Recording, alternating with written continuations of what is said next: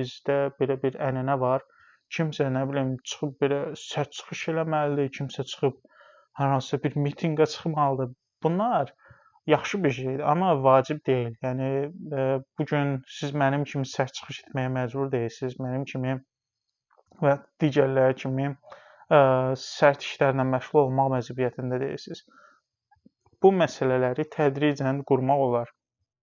Yəni bu gün misal üçün Talışların içində hansısa bir enerji mühəndisi, alternativ enerji ilə bağlı enerji mühəndisi çıxırsa və yaxud da hansı bir alim çıxırsa, yazıçı çıxırsa və onun milli kimliyi varsa və milli kimliyi xoş məqsədlər üçün xidmət edirsə, bu bizim üçün kifayətdir.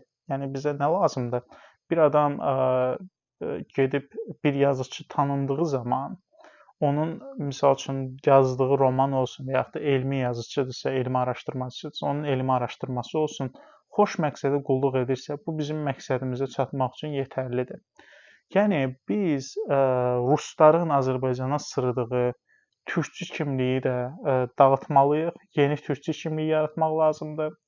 Yeraz və Naxçıvanlıları isə ümumiyyətlə bizim cəmiyyətdə yeri yoxdur. Yəni mənim sadə Yeraz və Naxçıvanlılarla işim yoxdur. Onların da içində dost dediyimiz insanlar çoxdur, inciməsinlər bizdən, amma Azərbaycandakı bu hakimiyyətdə olanlar da Yeraz və Naxçıvanlı kimliyini daşıyır və bununla da özünü reklam edirlər.